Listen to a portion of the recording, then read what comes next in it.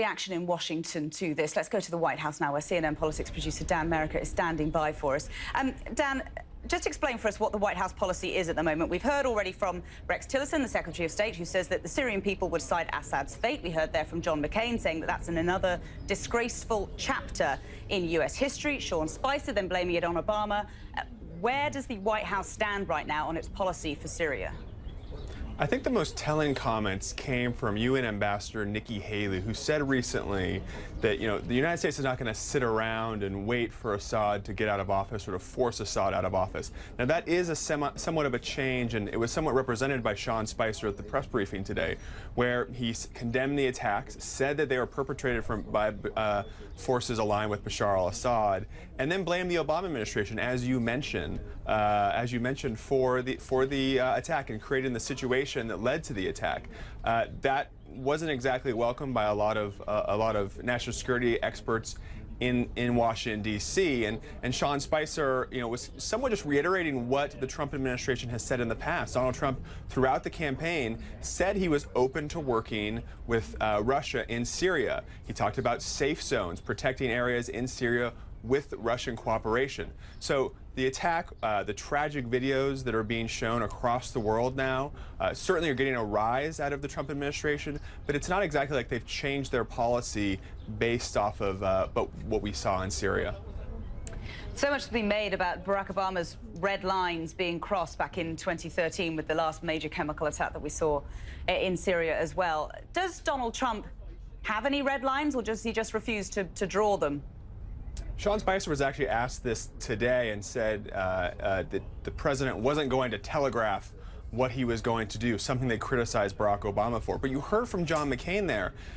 They were fine with Obama setting a red line if he was going to follow it. They want to see not only what will President Trump say, but what he will do in Syria now that we have a chemical attack, and what his response will be. It's worth mentioning that on the day that Sean Spicer is saying all of this, President Trump later this afternoon will meet with a congressman who actually said that Bashar al-Assad is not the enemy of the United States. So while Sean Spicer is saying this, Trump is actually surrounding himself with people who think it is important to work with Assad to fix the civil war in Syria.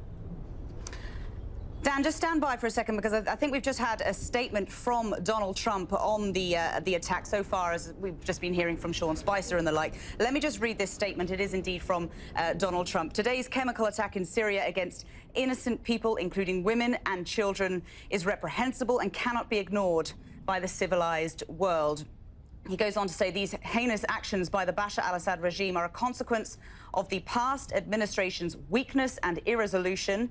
President Obama said in 2012 that he would establish a red line against the use of chemical weapons, and then did nothing. The United States stands with our allies across the globe to condemn this intolerable attack. Dan, your thoughts on that statement from Donald Trump, echoing really what we heard from Sean Spicer, saying that it's an indefensible attack, but also saying that Barack Obama is much to blame.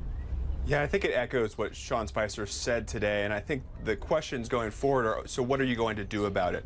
Are you going to align yourself with Republicans who have said we need to work with Assad, we need to work with Russia, and echoing what Trump said on the campaign? But it is significant that President Trump is putting this out in his name. It's not coming from his press secretary. But I think a number of people want to see what's next, what the U.S. response is going to be, more than just words, but actions. Dan Merica, live for us at the White House. Thank you. Now, so far, the Russian